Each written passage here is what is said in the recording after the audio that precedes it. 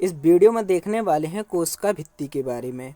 पहली बात देख लेते हैं कोशिका भित्ति के बारे में। पहले इसके बारे में जान लेते हैं जो इम्पोर्टेंट क्वेश्चन आए हुए हैं, फिर अपन लोग देखेंगे इसका चित्र कैसे होता है। तो पहले बात है, ये क्वेश्चन आता है कि किस में पाई जाती है, सिर्फ पादप कोशिका में पाई जाती है। आएगा क्वेश्चन की कौन से भिन्न बनाती है, तो वो होती है कोशिका भित्ति। ये सिर्फ पादप कोशिका मतलब पौधों में पाई जाएगी, जंतुओं में नहीं पाई जाएगी, मतलब मानव में नहीं पाई जाएगी। दूसरा होता है, यह कोशिका का सबसे बाहरी आवरण होता है। जो पादप कोशिका होगी उसका सबसे बाहरी आवरण होगा। दूसरा रहेगा ये जो होती है ये दोहरी झिल्ली होती है, एक दोहरी झिल्ली होती है। तो देख लेते हैं तो दोस्त मैंने दो लिया है, एक जंतु कोशिका लिया है, एक पादप कोशिका लिया है। तो देखिए पादप कोशिका में पाई नहीं जाती है, ये पादप कोशिका में नहीं पाई जाती, यह सिर्फ जंतु कोशिका में पाई जाती है। तो देखिए जंतु कोशिका में कैसी होती है, तो ये होती है, देखिए जंतु कोशिका में आप देख सकते हैं ये है कोशिका भित्ति।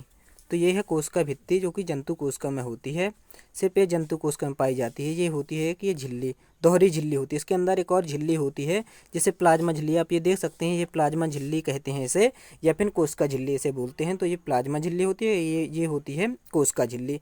अगर अपन लोग देखें ये पादप कोशिका में, तो देख सकते हैं ये जंतु कोशिका में होती कि नहीं होती। यह दोस्त जंतु कोशिका, तो इसमें आप देख सकते हैं सिर्फ कोशिका झिल्ली भर पाई जाती है, ये भर परत पाई जाती है।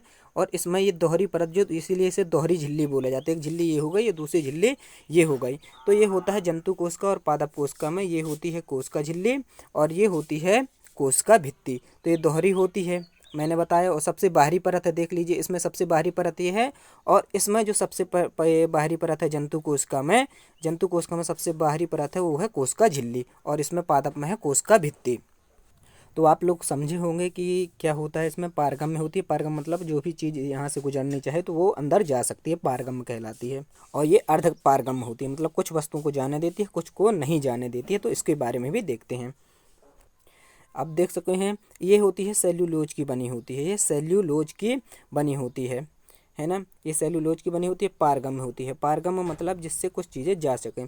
इसमें एक ये जो क्वेश्चन आता है, ये आता है कि इसमें कैल्शियम, जो कैल्शियम होता है, इसमें कैल्शियम संरचनात्मक घटक होता है। ये क्वेश्चन लूसेंट में दिया था ऑब्जेक्ट में।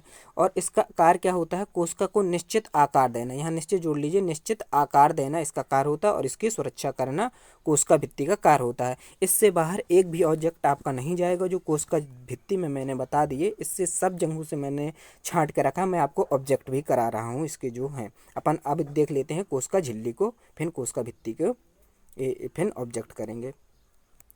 तो अपन लोग कोशिका झिल्ली देख चुके थे कि कोशिका झिल्ली कोशिका झिल्ली कैसी होती है, किस प्रकार से बनी होती है। यहाँ से जो क्वेश्चन आते हैं, पहला होता है ये पादप और जंतु दोनों में पाई जाती है, पादप और जंतु दोनों में पाई जाती है। यह अर्धपारगम होती है। अर्धपारगम मतलब कुछ पदार्थों को जाने देती है, कुछ को नहीं जाने देती। अंदर देखते हैं, इसमें सभी अंग समाये होते हैं। ये प्रोटीन की बनी होती है, और पदार्थों को आने जाने पर नियंत्रण रखती है। ये इसका कार्य होता है, किन पदार्थों को आने देना है, किन को जाने देना है, और ऊपर उसका नियंत्रण करती है कोशिका झिल्ली। तो मैं आपको फोटो से दिखाऊं, तो आप इस फोटो से देख सकते हैं, ये है आपकी कोशिका झिल्ली। तो देखिए ये आप देख सकते हैं कि ये है कोशिका झिल्ली। तो इसी के अंदर सभी पदार्थ समाये हुए हैं, सभी पदार्थ इसी के अंदर समाये हुए हैं। आप देख सकते हैं कि सभी पदार्थ इसी के अंदर समाये हुए हैं। तो इसमें सभी पदार्थ समाये रहते हैं। अर्धपारगम होती है, मतलब कुछ पदार्थों को जाने देती, कुछ को नहीं जाने देती। और यह क्या करती है, कुछ पदार्थों को जाने देती, कुछ को नहीं जाने देती। एक सा कार्य भी होता है, अर्धपारगम्य भी होती है। तो ये हुए कोशिका भित्ति और कोशिका झिल्ली के आईएमपी क्वेश्चन, आपको समझ में आए होंगे। आप देख सकते हैं इसमें ये कोशिका झिल्ली भी पाई जाती है। ये देखिए ये प्लाज्मा झिल्ली इसे कहा जाता है, प्लाज्मा झिल्ली या कोशिका झिल्ली कहा जाता है। आप देख सकते हैं ये सबसे अंदर होती है, फिर इसके अंदर दोहरी झिल्ली बनी होती है।